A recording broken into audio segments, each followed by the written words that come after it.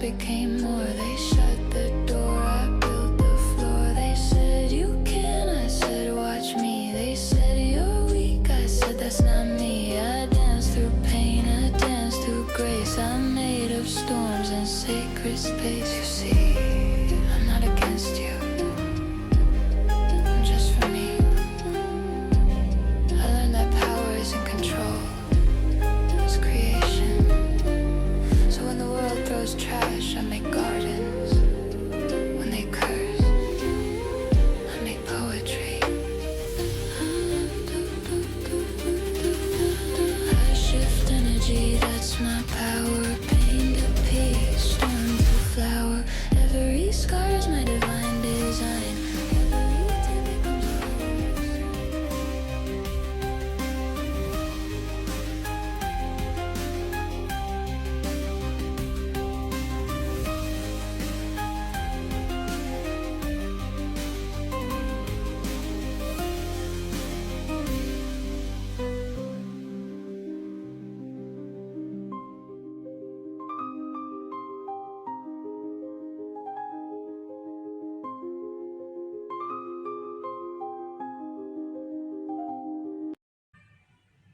One day later.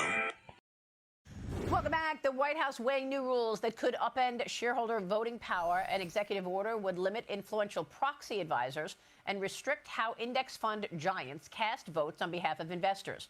Executives such as Elon Musk and Jamie Dimon have both argued in the past that firms hold too much influence over corporate decisions. Joining me now is the chairman of the Securities and Exchange Commission, Paul Atkins. Mr. Chairman, welcome back to the program. Good to see you, sir.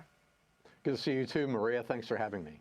And when you first started this new role, you told me straight out that you were going to look at these proxy advisors. Tell us what you're considering here in terms of those proxy advisors' influence.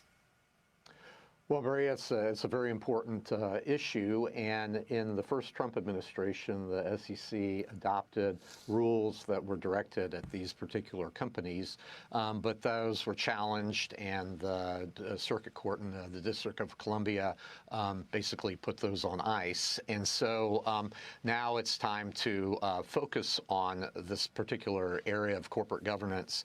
And about a month or so ago in Delaware, I outlined some steps that we will be taking, but with respect to corporate governance and shareholder proposals, and really the abuse of the corporate governance system and the weaponization of shareholder proposals by politicized shareholder activists.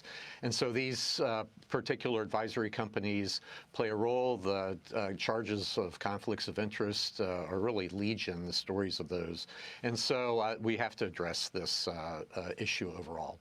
Well, I mean, look, it's a real balance that you need to walk, because it's not just firms like ISS, which are giving shareholders, you know, their recommendation, do this deal, don't do this deal, fire the CEO, vote yes or no on his salary or her salary. But it's also companies like BlackRock or Vanguard or State Street, these companies that are, in many cases, the largest shareholder of certain companies just because of the volume of their business. So are you including those companies in this address to this shareholder proxy companies rulings? Well, we intend to look at the whole process, and so with respect to the institutional investors and those sorts of money managers, they are passive investors, is how they position themselves in the marketplace, and with SEC, with their filings with us, declare that they're passive holders. So where they get out of line, I think, is where they act to try to influence management. And that's just not their role. And so, we'll be looking at this entire area and come out with proposals and clarifications and that sort of thing. Very, very interesting. And what's the timing on that, Mr. Chairman? Well, obviously, it'll be in the next year. We're back to work now.